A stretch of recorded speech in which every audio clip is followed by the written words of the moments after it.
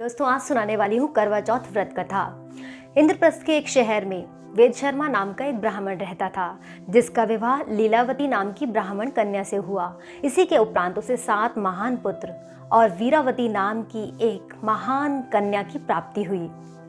वीरावती अपने 7 भाइयों की बहुत प्रिय थी। क्योंकि वह इकलौती थी, इसलिए माता पिता के साथ साथ उसे भाइयों का भी उतना ही दुलार मिलता था। जब वीरावती विवाह के योग्य हुई तो एक उचित ब्राह्मण से उसका विवाह कर दिया गया।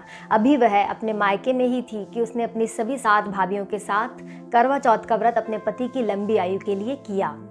वीरावती भाइयों की लाडली थी, कभी भूखी तो रही नहीं, आदत नहीं थी, तो भूख से व्याकुल कमजोरी सी महसूस करने लगी और मूर्छित हो गई। अपनी प्रिय बहन की दयनीय स्थिति देखकर भाइयों ने सोचा कुछ योजना बनाते हैं, क्योंकि वो जानते थे वीरावती एक पतिव्रता नारी है। वह चंद्रमा के दर्शन किए बिना भोजन बिल्कुल नहीं करेगी, वह अर्घ देकर ही भोजन करेगी। इसलिए उनमें से एक भाई ने सुझाया कि क्यों ना हम चंद्रमा का भुलेखा दे सकते हैं, तब यह व्रत खोल सकती है। एक भाई दीपक लेकर वट वृक्ष के पास गया और छलनी से उसका प्रकाश दिखाने लगा, और बाकी सभी भाइयों ने शोर मचाकर कहा कि चंद्रमा आ गए हैं, अर्घ दे लो, अब व्रत खोल सकते हो। वीरावती ने देखा और वो सोचने लगी व्रत खोलने का समय हो गया है। सभी भाइयों ने समझाया कि दीदी, ये तुम्हारे भाइयों का ही किया धरा है, अभी चंद्रमा नहीं आए हैं। किंतु वीरावती अपने भाइयों पर बहुत विश्वास करती थी, इसलिए वह चंद्रमा को अर्घ देने चली गई और व्रत खोल लिया। अभी भोजन करने बैठी ही थी कि हर कौर के साथ अशुभ समाचार सुनने लगे। पहली कौर में बाल आ गया, जब दूसरी कौर मुंह में डालने लगी तभी छींक आ गई, और तीसरी कौर में तो ससुराल से निमंत्रण ही आ गया। ससुराल पहुंचकर पता लगा उसके पति की अकस्मात मृत्यु हो गई। वीरावती बहुत दुखी हुई, बहुत विलाप कर रही थी। वह समझ रही थी कि उसके व्रत में कुछ ना कुछ कमी रह गई है। उसका दुख, उसका वियोग देवी इंद्राणी से देखा नहीं गया। वह उसका दुख साझा करने उससे मिलने गई। जब इंद्राणी वीरावती से मिलने गई तो वीरावती ने पूछा, देवी क्या बात है, मेरे व्रत में क्या कमी थी? क्योंकि मेरे पति की मृत्यु करवा चौथ के दिन ही हुई है, तो कुछ ना कुछ तो मुझसे भूल हुई है, मैं समझ रही हूँ। इंद्राणी ने कहा, बिना चंद्रमा को अर्घ दिए भोजन कर लिया तूने? पति को तो कुछ ना कुछ होना ही था।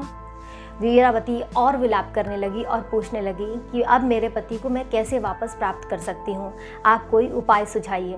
देवी इंद्राणी ने कहा, करवा चौथ का व्रत तो तुझे पूरी श्रद्धा से रखना ही है। इसके साथ हर महीने की चौथ की तिथि को व्रत रख और पूरी निष्ठा के अनुसार, नियमों के अनुसार अपने व्रत को खोलो और पूरे व्रत की विधियों को निभाओ। इसी के साथ तेरे पति को लंबी आयु भी प्राप्त होगी और तेरा पति वापस भी आ जाएगा। वीरावती ने ऐसा ही किया। पूरी श्रद्धा के साथ हर महीने की चौथ की तिथि को व्रत को निभाया, और इसके साथ जब करवा चौथ का दिन आया यानी 1 साल बाद, तो उसने सभी नियम विधियों के अनुसार और रात तक इंतज़ार करके चंद्रमा को अर्घ देकर ही अपने भोजन को भोजन की प्राप्ति की। तो इसके साथ ही उसका पति अचानक से ही लौट कर आया। और हम सभी भी ये कामना करते हैं कि देवी, हमसे भी यदि कोई भूल हो तो हमें माफ़ करना।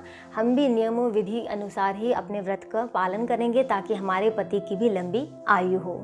देवी इंद्राणी जैसे वीरावती को दिया आपने आशीष और वीरावती को सुझाव, हमारे सर पर भी आशीर्वाद बनाए रखें। इसी के साथ हमारी कथा होती है समाप्त।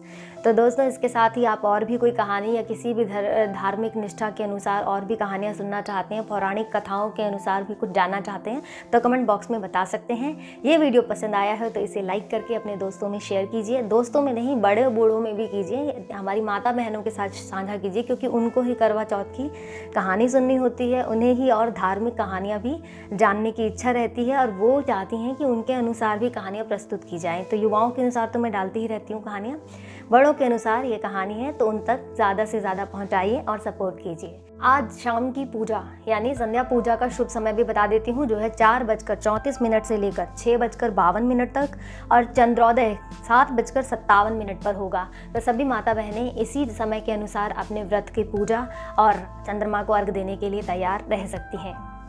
चैनल को सब्सक्राइब करके बेल आइकन को दबा सकते हैं। फेसबुक पर देख रहे हैं ये कहानी तो फेसबुक पेज को फॉलो कर लीजिए, जिसका नाम है ज़िंदगी की कहानियाँ। फिर हाजिर होती हूँ, अभी मुझे चाहिए इजाज़त। आगे के लिए नमस्कार, जय हिंद, जय भारत।